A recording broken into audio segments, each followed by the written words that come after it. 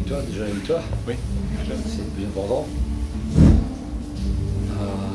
Strasbourg nous a imposé un rythme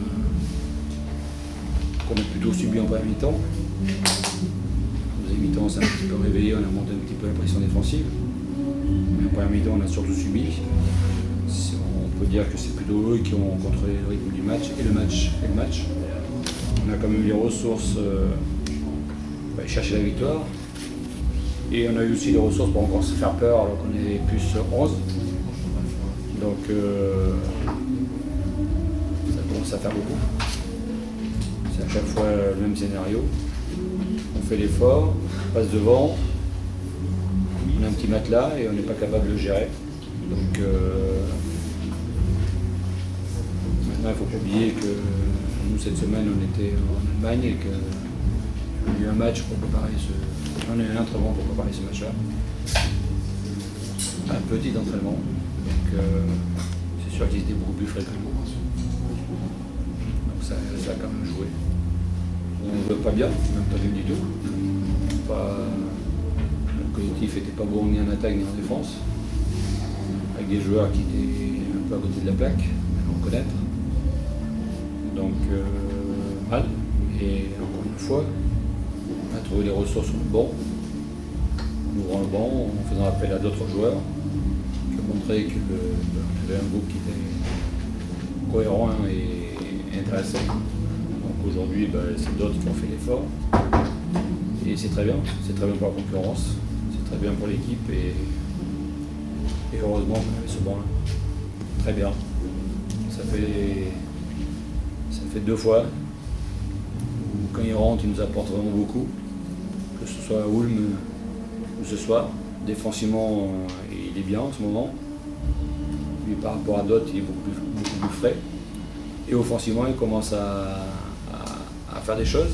Donc je ne peux que l'encourager à continuer comme ça. Ça met un peu de pression sur certains et ça nous donne plus de solutions à nous. Donc c'est très bien qu'il continue. Surtout pas qu'il s'arrête. Vous aimez bien Rudy Gobert. Hein. Rudy Gobert, le bon Dieu.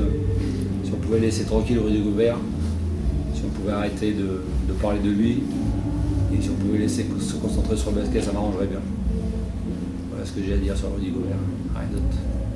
Déjà, c'est gentil de dire que c'est moi qui l'ai formé. Oui. Yamini. On était plusieurs. Oui, je sais bien. Justement parce que j'ai vécu cette aventure-là avec Yann. Et il y avait Christian Monchot qui à l'époque était entraîneur du Havre. Et je pense que l'intérêt pour le club et pour Rudy, c'est que nous on le protège. Et il y aura des sollicitations, évidemment qu'il y en a plein, évidemment qu'il y en aura encore qui vont arriver.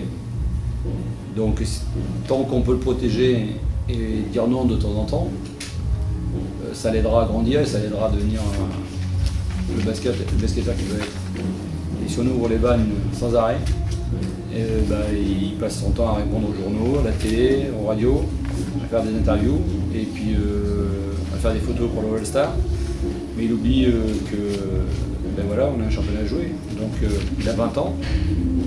Je serai à sa place, c'est normal qu'il soit un peu perturbé, vu toutes les sollicitations qu'il a.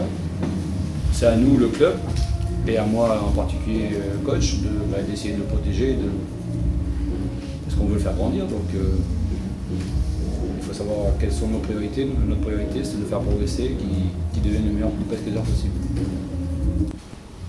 On a fait 10 matchs de championnat, on a fait 5 de Coupe d'Europe.